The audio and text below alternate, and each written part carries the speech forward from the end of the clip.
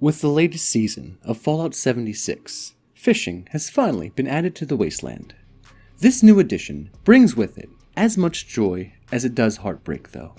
From impossible to catch fish, fishing mechanics that trick players into wasting rare bait, to a glitch with a perk system that allowed malicious players to generate infinite amounts of anything, and that exploit lasted for almost a whole week.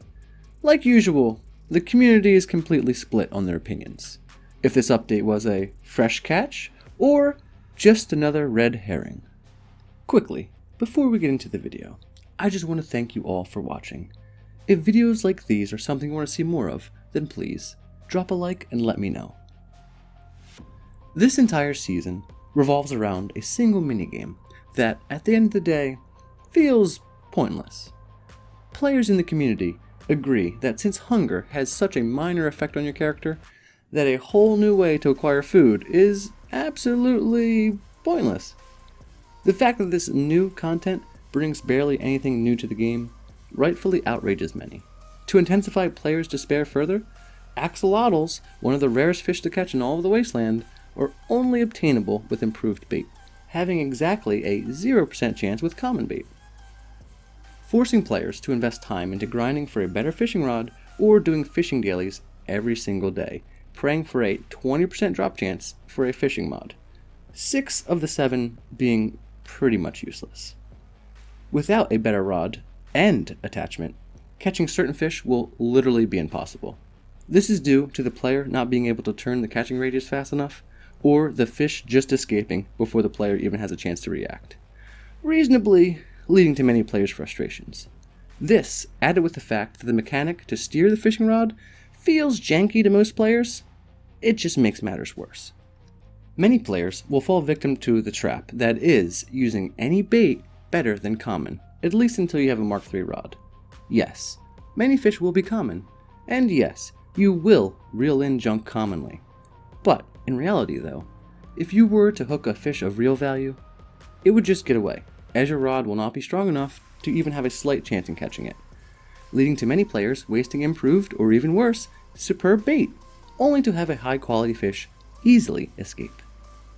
With all of this backlash though, many have overlooked one thing: the addition of fishing daily and weekly challenges. Something that may not seem like an issue, until you get an epic weekly fishing challenge, like catch 32 fish. With a Mark IV rod, not really a problem, but if you neglected to level your rod up, it's going to take you exponentially longer. Leading to many players in the community aptly naming it reroll bait. I see what they did there. The community's largest concern has been the monetization structure for this new system though.